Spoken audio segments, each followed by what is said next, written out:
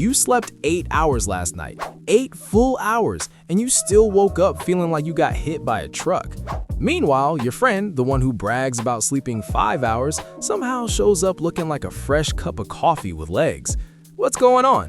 Is your body broken? Is sleep just random? Nope, it's not random at all. You've just been sleeping wrong. And today I'm going to show you exactly how to fix that.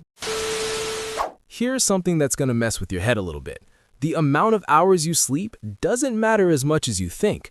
I know. We've all heard it a million times. Get 8 hours. 8 hours is the magic number. Sleep experts say 8 hours. Your mom says 8 hours.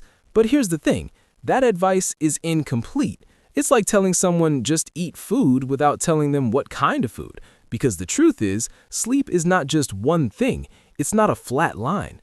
When you close your eyes and drift off, your brain doesn't just shut down like a laptop going to sleep mode. It actually starts running a very specific program, a cycle. And if you wake up at the wrong point in that cycle, it doesn't matter if you slept 5 hours or 10, you're gonna feel terrible. This is what scientists call sleep architecture. And once you understand it, everything about your sleep starts making sense. So, let's break down what actually happens inside your brain when you fall asleep. Picture this. You close your eyes, your body starts to relax, your breathing slows down. You're entering what's called light sleep. This is stage 1 and stage 2. Your muscles are calming down, your heart rate is dropping, and your brain waves are getting slower. This phase usually lasts about 20 minutes. And here's the key detail. If someone wakes you up during light sleep, you feel fine. You're a little groggy maybe, but you can get up, function, go about your day. Light sleep is like the lobby of a building. You're inside, but you haven't gone deep yet. Now here's where things get interesting. After light sleep, your brain shifts into deep sleep. This is the heavy stuff, stage 3. Your brain waves slow way down into what scientists call delta waves. And this is where the magic happens. Your body literally starts repairing itself. Growth hormone gets released, your muscles recover, your immune system does its thing. If you've been working out, studying hard, or just living life, deep sleep is when your body pays off that debt. But here's the catch.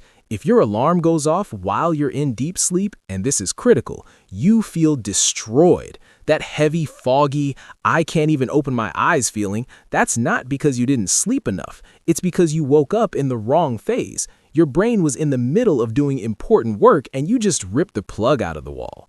After deep sleep, your brain moves into REM sleep. REM stands for rapid eye movement. This is where you dream. And it's not just random entertainment your brain puts on for fun. REM sleep is when your brain processes emotions, consolidates memories, and basically organizes everything you experience during the day.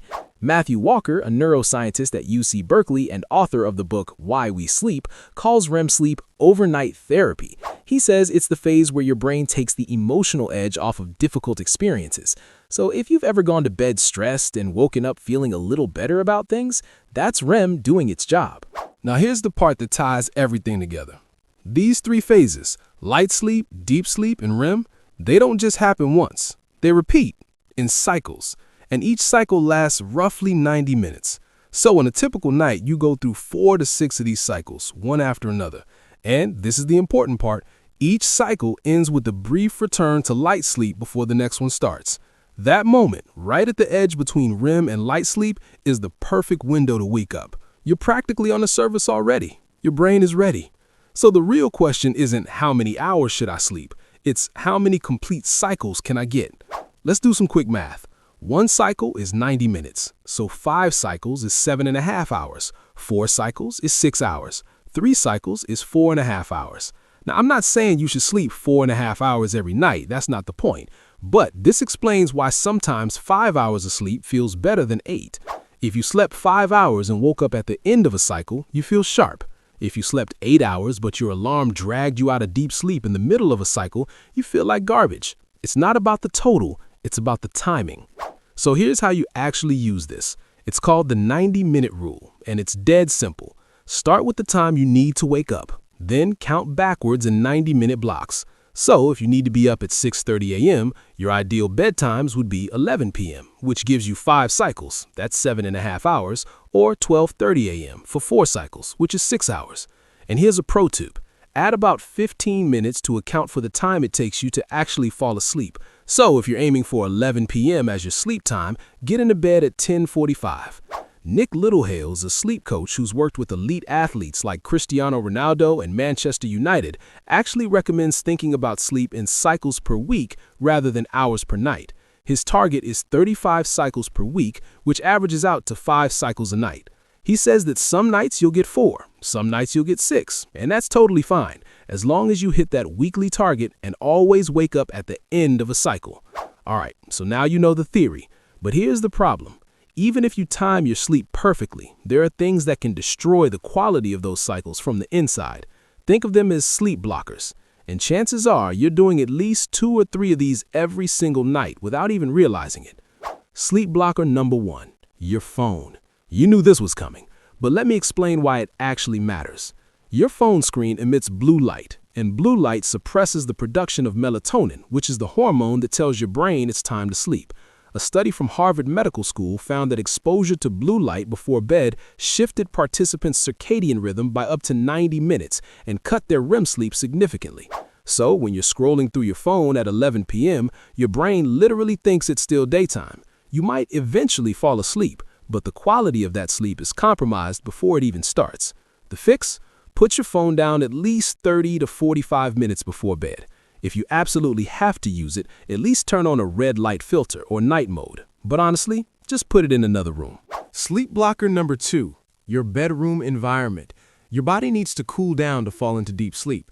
Core body temperature drops by about 1 to 2 degrees when you sleep, and if your room is too warm, your body can't do that efficiently.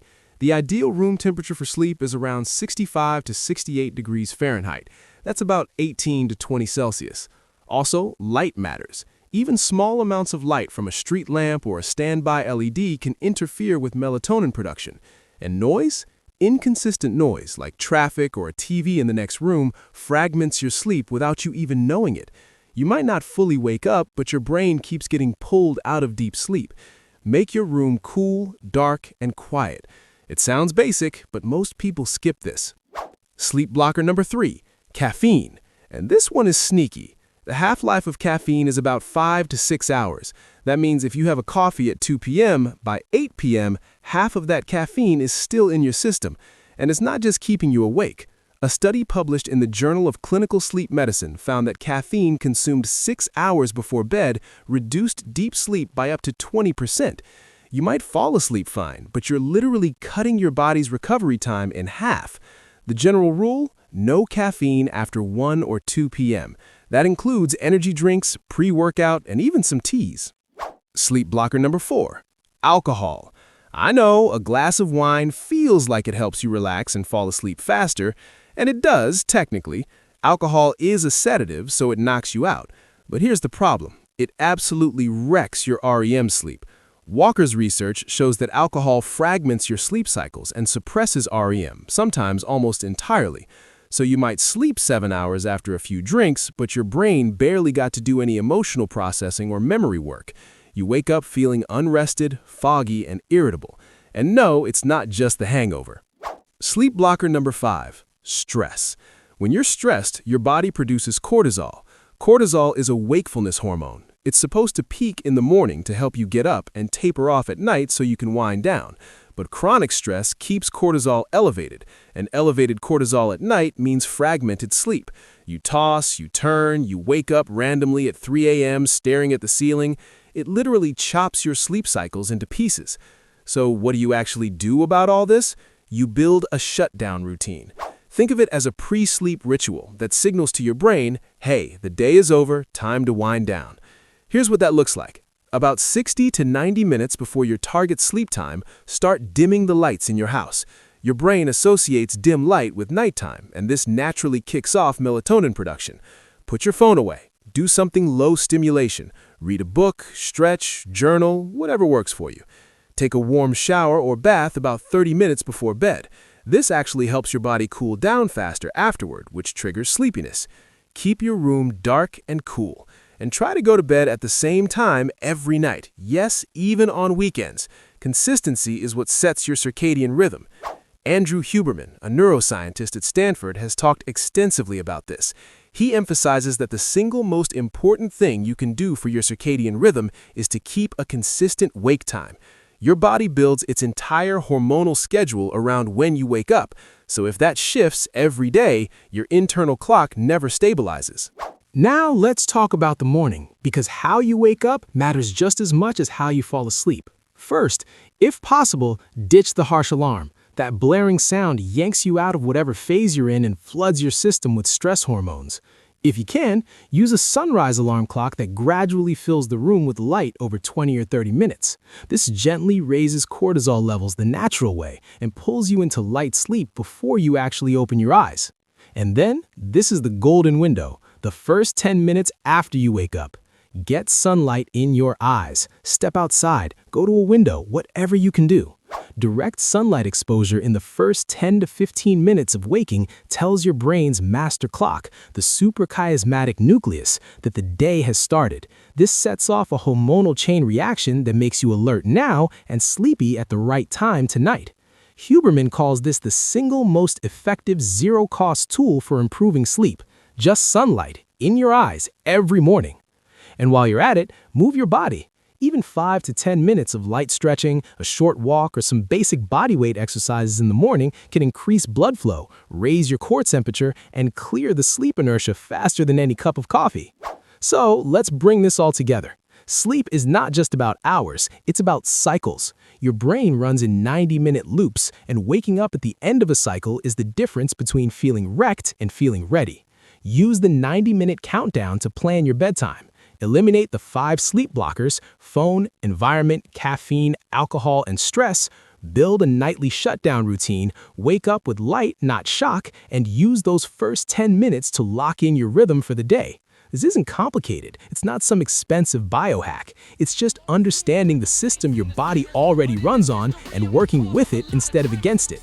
If this changed how you think about sleep, hit that like button, subscribe if you want more stuff like this, and drop a comment telling me what time are you actually going to bed tonight based on the 90-minute rule. I want to see your math.